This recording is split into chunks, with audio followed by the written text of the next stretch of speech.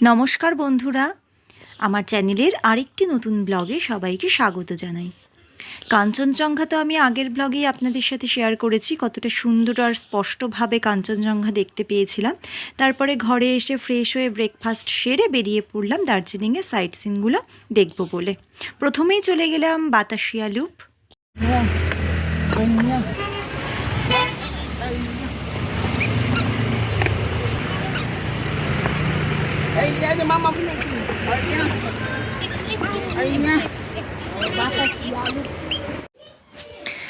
এখানে মাথা পিছু 50 টাকা প্রবেশ মূল্য আছে, তো আমরা টিকিট কেটে ঢুকে পড়লাম বাতাসিয়া লুপের ভেতরে। আর আমি স্ক্রিনে যে মোবাইল নাম্বারটা শেয়ার করেছি সেটা ছিল আমাদের গাড়ির যিনি ড্রাইভার ছিলেন সেই দাদার ফোন নাম্বার। আমি আগের ব্লগে বলেছিলাম ওই দাদাদেরই হোটেল, নিজস্ব হোটেলে আমরা ছিলাম ঘুম স্টেশনের কাছে। আর ফোন নাম্বারটা আমি শেয়ার করলাম, যে দাদার ব্যবহার আমাদের খুব ভালো লেগেছে। তো বন্ধুরা চাইলে দাদার সাথে যোগাযোগ করে নিতে পারেন দার্জিলিংয়ে কখনো গেলে।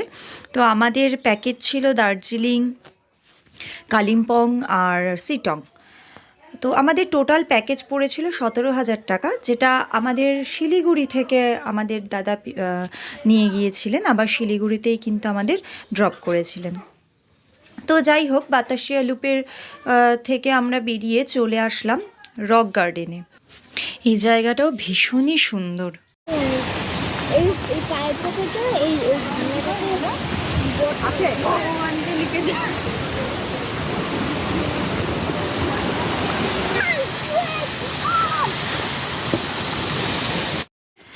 রক গার্ডেনের ওপর থেকে ভিউটা দেখুন কতটা সুন্দর লাগছে।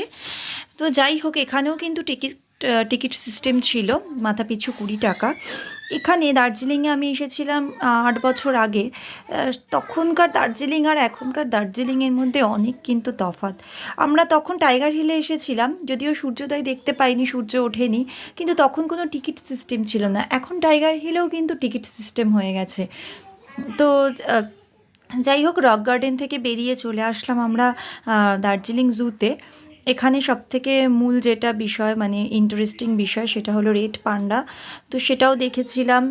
আরও অনেক পশু পাখি ছিল। আমার কুট্টুসও খুব মজা করেছে, ও আবার পাখি খুব ভালোবাসে।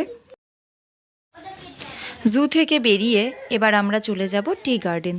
দার্জিলিং মানেই তো চায়ের বাগান, আর দার্জিলিংয়ে এসে চায়ের বাগানে ঘুরবো না তা তো হয় না।